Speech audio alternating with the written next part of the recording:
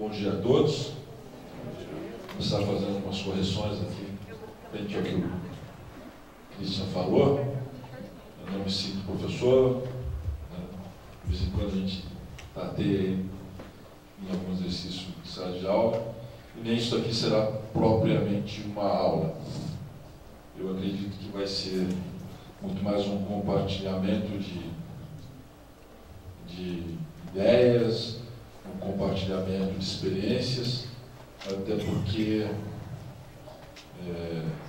vocês, boa parte de vocês, tem um conhecimento prático, está no dia a dia, e tem alguns conhecimentos específicos, provavelmente mais afinados que o meu.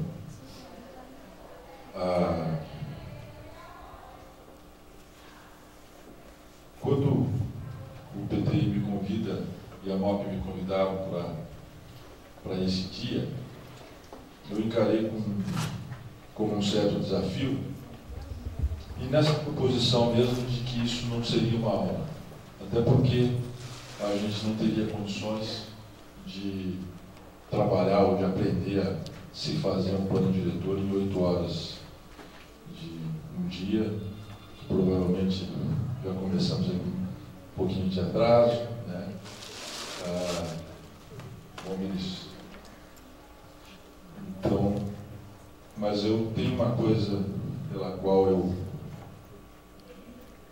gosto muito e pelo qual eu, de uma certa maneira, ao longo de toda a minha vida eu estive envolvido, foi a questão da cidade. Muito mais, ou pelo menos antes, não muito mais, mas bem antes do que a arquitetura propriamente dita. Eu, desde cedo, eu comecei a trabalhar com a questão das cidades. Eu, aos 13 anos, nós tínhamos vindo do norte do Paraná para o oeste, e ali aos 13 anos, na cidade de Matelândia, minha família se instalou ali. Eu comecei a trabalhar desenhando os mapas do município. Eu auxiliava o topógrafo, quer dizer, eu fiquei durante 5, 6 anos na prefeitura de Matelândia, uma boa parte do trabalho de campo. A gente desenhava na época, o município de Matelândia era bastante grande, mapa de Ramilândia, de Diamante do Oeste, todos esses mapas aí, na época a gente fazia, com materiais, uma tecnologia bem mais arcaica do que a que nós temos hoje. Depois disso, dentro mesmo da prefeitura, eu participei, muito jovem ainda, eu acompanhava o cadastramento do INCRA, o recadastramento do INCRA, que era feito na época. Depois trabalhei na área de cadastro, na área de tributação, sempre apoiando. Enfim, eu não tinha naquela época ainda um amadurecimento para entender tudo aquilo que estava acontecendo, mas, de certa forma, eu ia me inserindo na questão dos problemas urbanos e principalmente de cidades pequenas, que significam mais de 80% dos municípios brasileiros.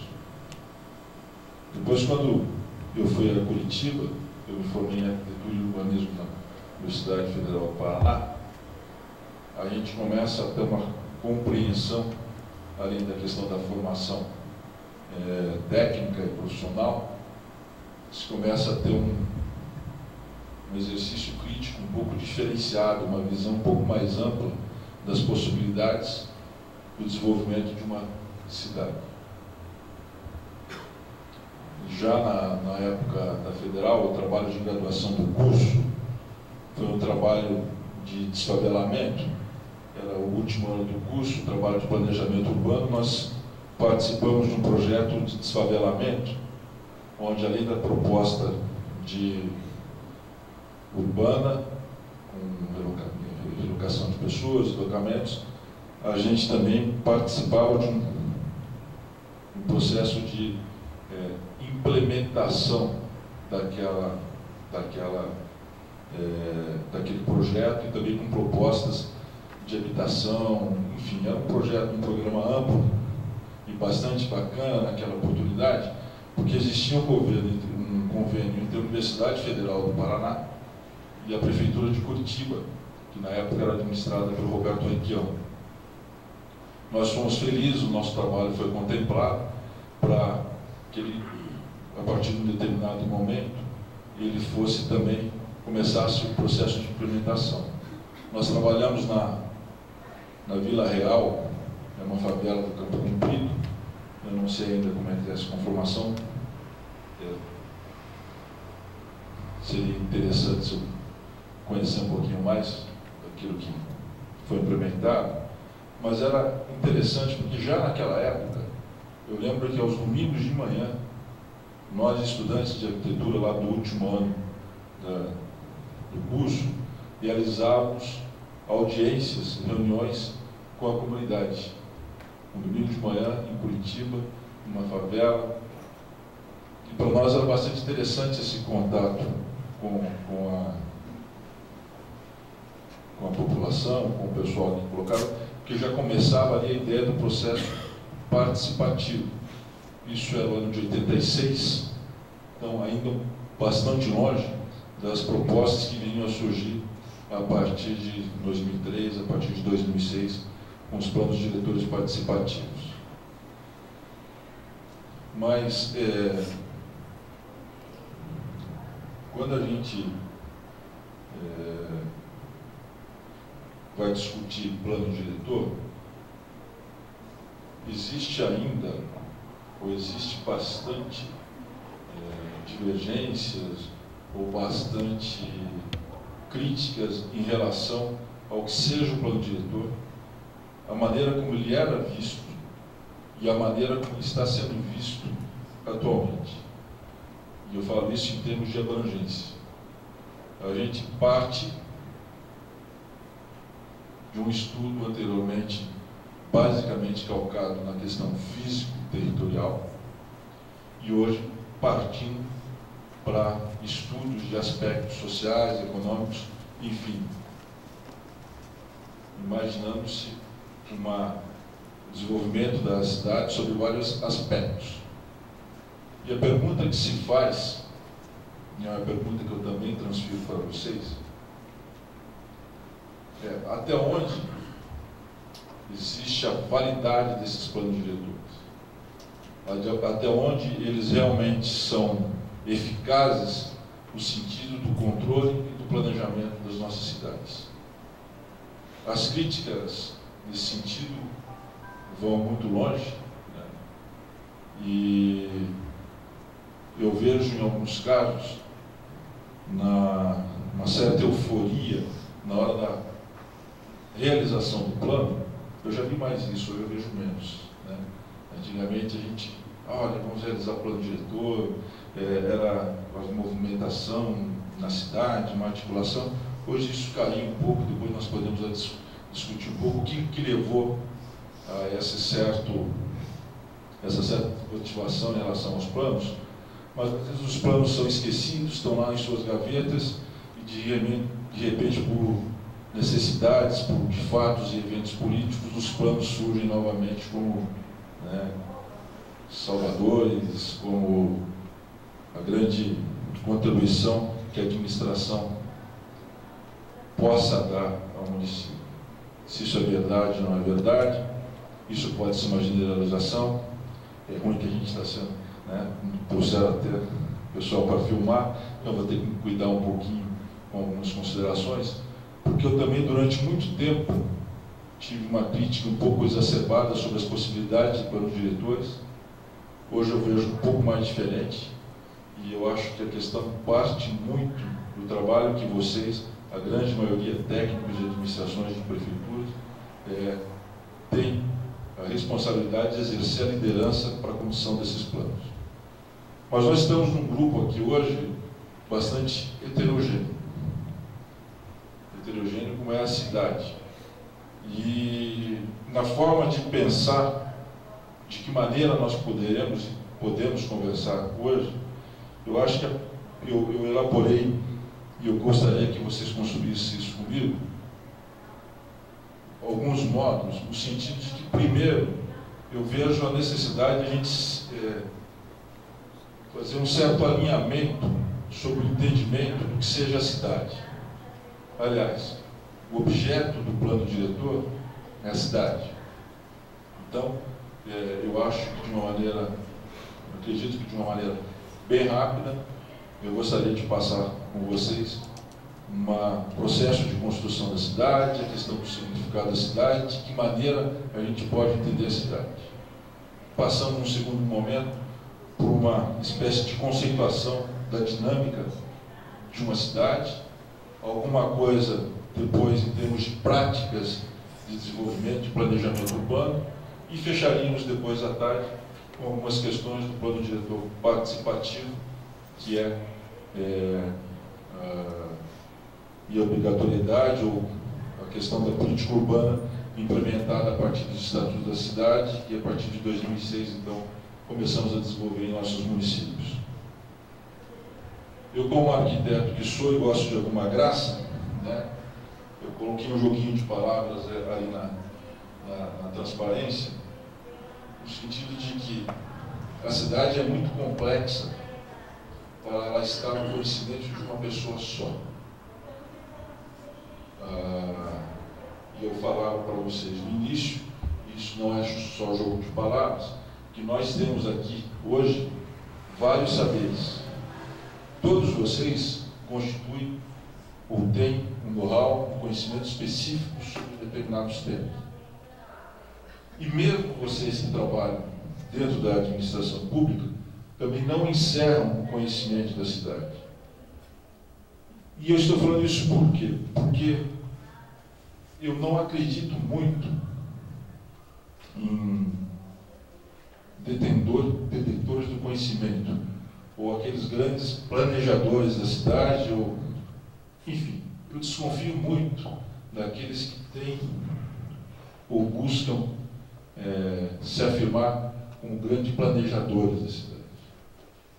Eu acho que a cidade ela se forma a partir de uma visão bastante multidisciplinar,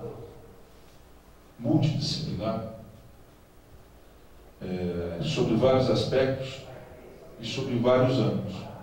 Essa questão das leituras técnicas, da leitura comunitária, essa questão dos vários pontos de vista que se tem da cidade, isso realmente é interessante. É difícil eu, como arquiteto, ter um conhecimento amplo das questões de desenvolvimento econômico numa cidade. Mesmo eu, como arquiteto, de próprias questões de análise geológica, de questões algumas questões físicas, inclusive, né? Agora, é interessante que se tenha uma metodologia e que se tenha um conhecimento amplo dos campos pelos quais nós vamos correr para o estudo da cidade. E mais do que isso, além de nós termos vários campos, várias disciplinas a serem estudadas para o planejamento de cidades, é mais do que necessário que essas disciplinas existam e que elas se interajam. A questão da multidisciplinaridade, ela não para na questão de apenas entender que existem várias disciplinas a serem estudadas, mas o entendimento que elas precisam ser sobrepostas e que elas precisam interagir é também questão fundamental. Mas a primeira questão, quando a gente começa a entender, procurar entender as nossas cidades, é procurar entender qual o significado de cidade. Será que existe uma só definição para as nossas cidades? Será que as nossas cidades podem ser definidas a partir de um conceito só? Isso, em um determinado momento do planejamento urbano, passa a querer ser uma verdade. Mas a gente vai ver ao longo da história que existem conceitos que podem ser convergentes em relação à cidade, mas existem conceitos que, conforme o contexto, conforme a época, conforme algumas transformações que ocorrem ao longo da história, levam a gente a ter cidades diferentes. Por exemplo, como a polis grega. e a cidade muçulmana. A gente vai ver um pouquinho mais sobre elas um pouquinho à frente. Eu não quero entrar, e nós não vamos entrar num processo histórico tão formal, não vou ficar me debatendo muito sobre ela, sobre a questão da história, mas é interessante que a gente passe, tenha um pouco de conhecimento, dentro daquele alinhamento que a gente tem, como é que as cidades foram se formando, para que a gente construa, e para que a gente entenda em que cidade que nós estamos, em que contexto que nós estamos para a formação das cidades. Rapidamente, então, há cerca de 10 mil anos, eram 5 a 8 milhões a população do mundo. Os humanos se organizavam em bandos de caça, moravam em cavernas, e as relações sociais desse grupo eram relações de parentesco, eram relações de proximidade, eram relações familiares. Isso eliminava muito a questão de conflitos de domínio. Existia ali na época um estímulo à cooperação. E essa falta de desafio dominante leva a uma inovação lenta. E a questão da inovação vai estar presente na formação das cidades de uma maneira bastante dinâmica a partir de um determinado momento da nossa história. Depois, quando o homem passa de ser apenas um coletor de alimentos, onde começa a dominar a questão de técnicas de agricultura, a domesticar animais, ele passa então e começa a ter uma possibilidade de construir o seu próprio alimento e de produzir o seu próprio alimento. Ele passa então a morar em aldeias permanentes. Ele começa a se fixar. Aí, a partir principalmente de um processo de irrigação, olha a inovação entrando aí, a partir de um processo de irrigação, onde começa a haver uma abundância de alimentos, muitos daqueles que habitavam as aldeias passam a exercer outro tipo de atividade, quer seja na fabricação de artefatos, comércio, mesmo a questão de proteção, passam a exercer algum outro tipo de atividade, e aí então começam-se a se formar as primeiras cidades. As cidades então passam a ter um caráter não só de um grupo de agricultores, por exemplo, que se fixarem em aldeias, mas ela passa a ser constituída também por especialistas. E aí, nessa definição entre diferenças de cidade e contexto de cidade, vão acontecendo transformações, e conforme essas transformações, e conforme esses eventos que vão ocorrendo, nós vamos tendo tipos diferentes de cidade. Por exemplo, a cidade grega é uma cidade política por natureza. O conceito da cidade grega, é o cidadão participando ativamente de questões deliberativas, de questões judiciais da cidade. O cidadão grego, ele participa da discussão da cidade. Neste processo, é uma cidade propícia, em termos de sua formação, a pontos de encontro, ou seja, o grego, ele funda, ele constrói a sua casa para ficar nela, mas ele funda a cidade, ele constrói a cidade para poder sair de casa. A ágora, a praça, enfim. A questão é sair de casa para discutir a cidade, para se encontrar, quer dizer, é uma cidade essencialmente política. E dentro do pensamento filosófico grego, racionalista, começam a surgir, então, os primeiros projetos, as primeiras cidades com pensamento ou com uma formação mais racional. Naquela época, por exemplo, na planta de Mileto, Nós temos já a definição de quadrículas bem definidas, um sistema reticulado. Éramos pensados já na época construções de quadras de 40 por cento e poucos metros. Tinha-se uma grande preocupação com a orientação e a questão da iluminação.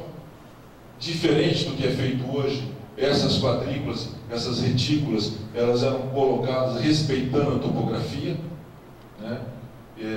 Por mais racionais que eles fossem no sentido do desenho, seguindo a questão racional, simplesmente não se jogava uma quadrícula, uma retícula de cidade em cima de uma topografia mais inclinada, por exemplo, e eles se permitiam.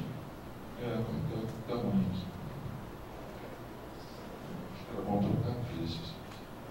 E eles se permitiam, por exemplo, aí criando espaços. Eles quebravam as retículas, não precisávamos ter desenhos tão definidos. A gente ia brincando um pouquinho, iam se criando espaços de água, iam se criando espaços para o teatro. Quer dizer, os pontos de encontro, a cidade acabava tendo uma diversidade e era valorizada em cima dos princípios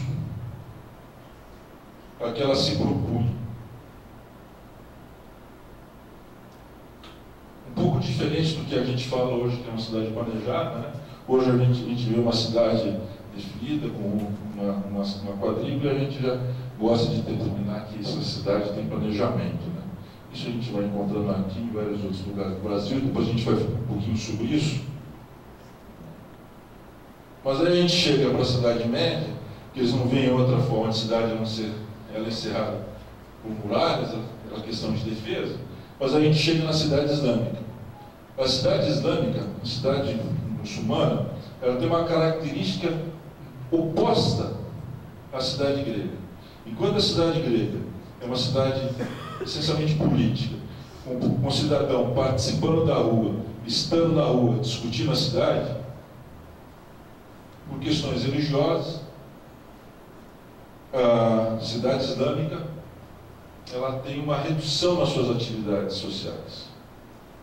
O muçulmano ele tem uma vida mais reservada, quase que sagrada. Enquanto na cidade grega o cidadão sai da rua, na cidade islâmica o cidadão fica em casa.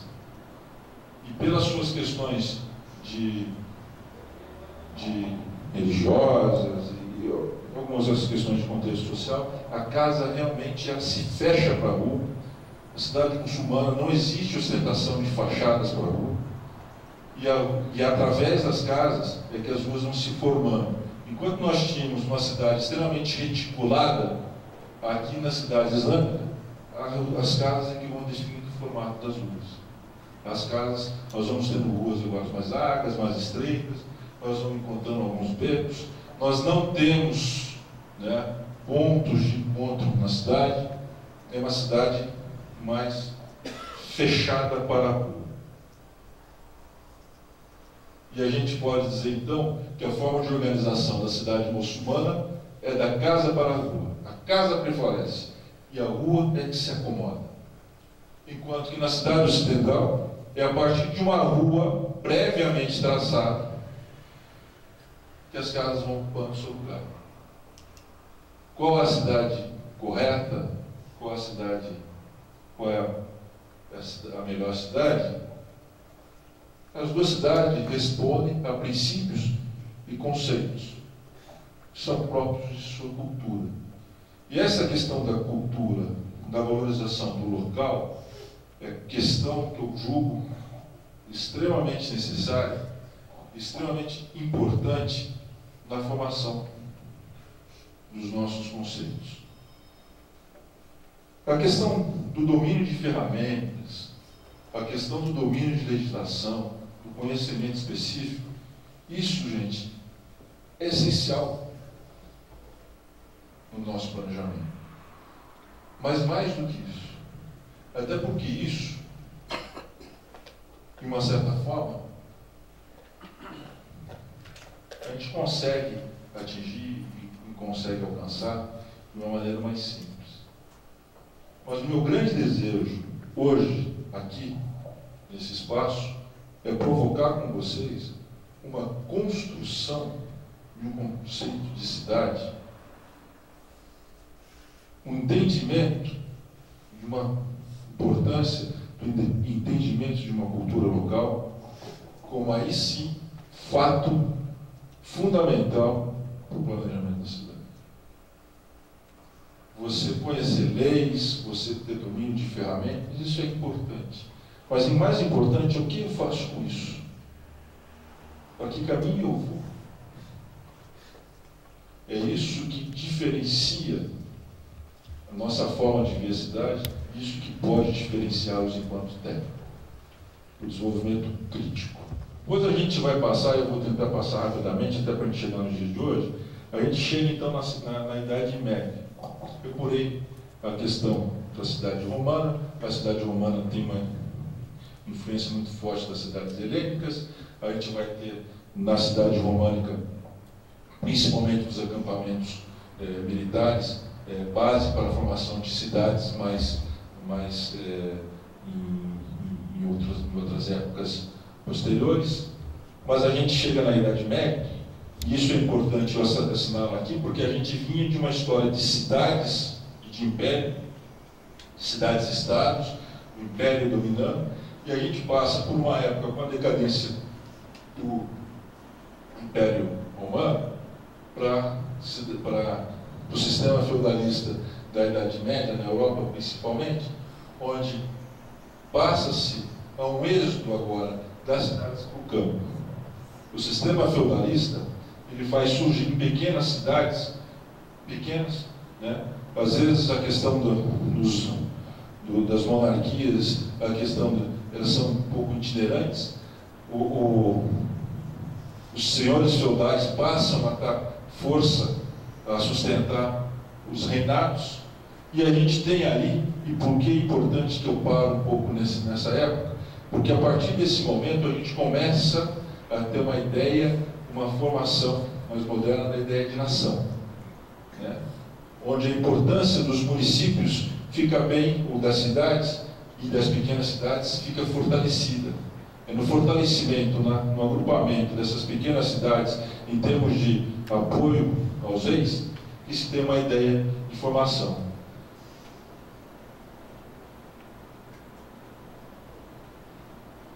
São cidades pequenas, como eu disse, elas não têm mais que 1 quilômetro entre as suas muralhas, né? E dentro dessas cidades não havia qualquer tipo de infraestrutura urbana. A água era distribuída na fonte da cidade, não tinha esgoto, e era uma drenagem de uma maneira muito simples, muito arcaica, feita nas ruas, condição nas ruas. Aí quando começa a se implementar um sistema capitalista mercantilista, quando o comércio começa a se fortalecer, nós começamos então a ter uma formação de novo de grandes cidades. E aí de repente nós vemos cidades passando de 45 a 90 mil habitantes, Paris 100.840. E é interessante, e eu deixei essa transparência aqui, porque se a gente lê ali e vocês me acompanham, talvez a gente vai ter alguma familiaridade com o que acontece hoje em algumas cidades. O crescimento da população congestionava as cidades. O aumento da cidade populacional sem aumento do abastecimento de água e saneamento. Crescia o tráfego de carroças e ruas estreitas ficavam congestionadas, escuras e imundas devido ao lixo jogado às janelas. Excrementos em fossa abaixo dos pisos de casa. É claro que eu não vou fazer uma analogia literal com o que está acontecendo nos tempos de hoje, mas de uma certa forma, muitas questões que aconteciam no final da Idade Média, lá nos anos de 1400, no final do século XIV, de uma certa forma a gente fica perplexo em ver acontecer isso. Hoje não são carroças mais, hoje são os veículos que congestionam as nossas cidades. O saneamento básico que a gente vê de uma forma bastante complicada acontecendo naquela época, a gente não vê acontecendo nas nossas cidades, né? E eu estou falando isso de uma forma generalizada, não de uma forma específica.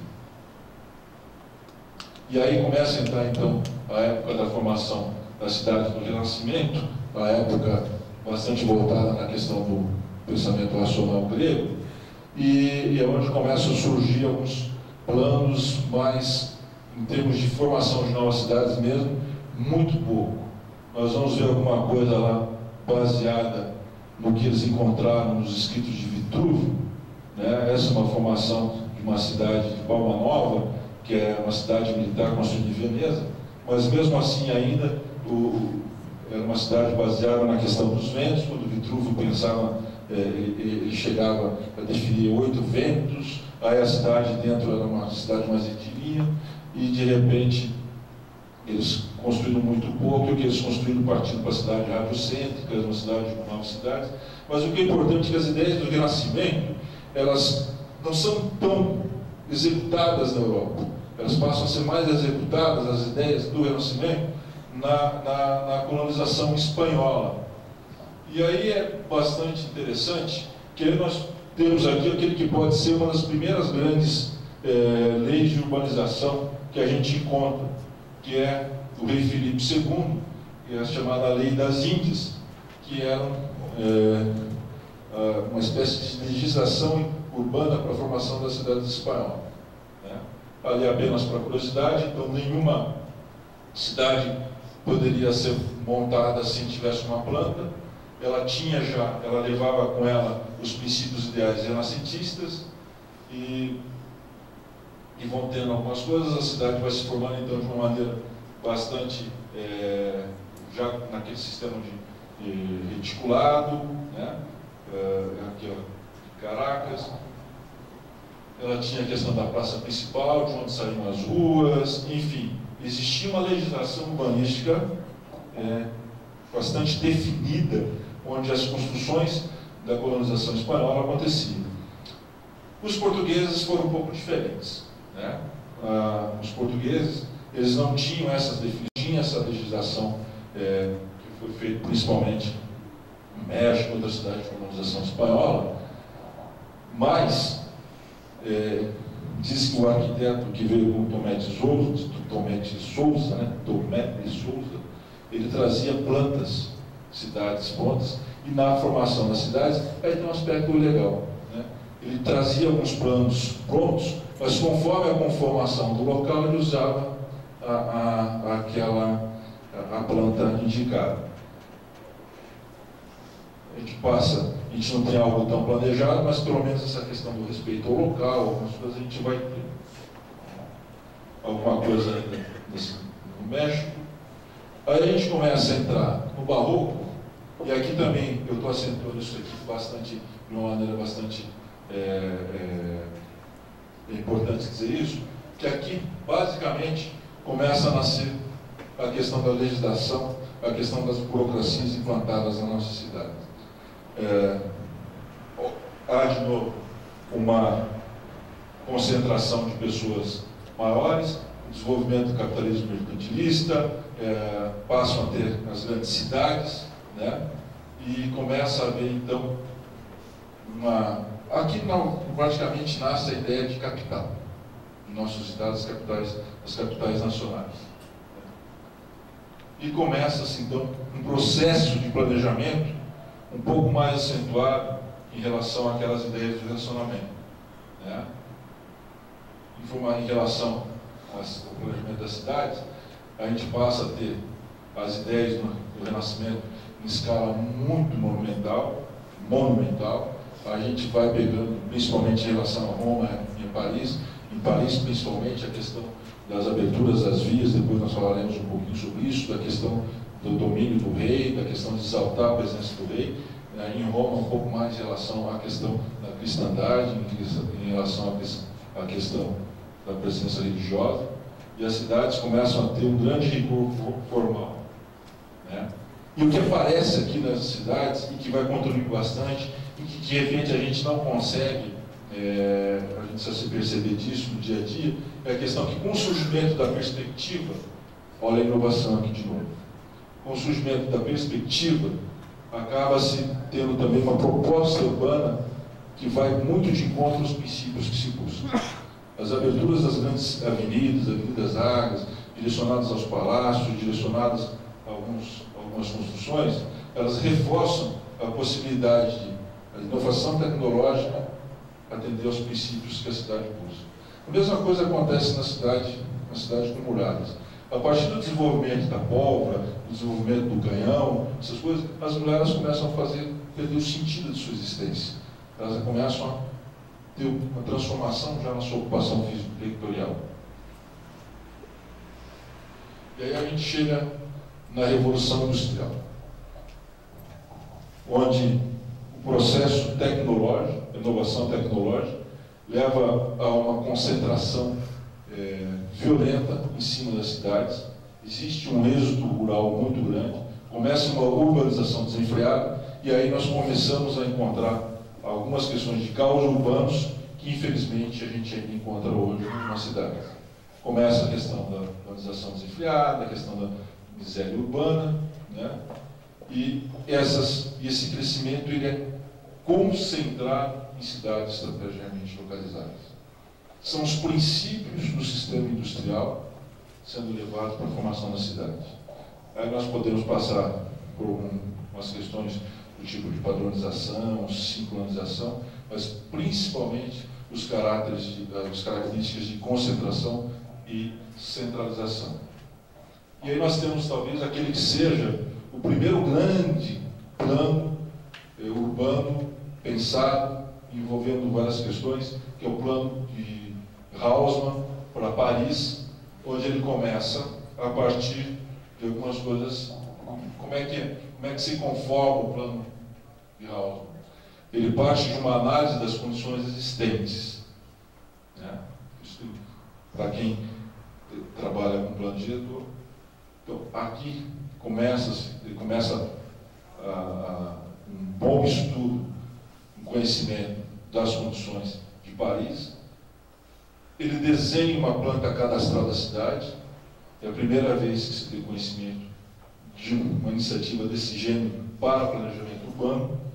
E, principalmente, ele trabalha nos aspectos de procurar sanear a cidade, procurar deixar espaços livres e espaços verdes, e trabalhar com um sistema de circulação que vai ser substituído, ou que vai permitir um sistema tributário depois de hierarquizado.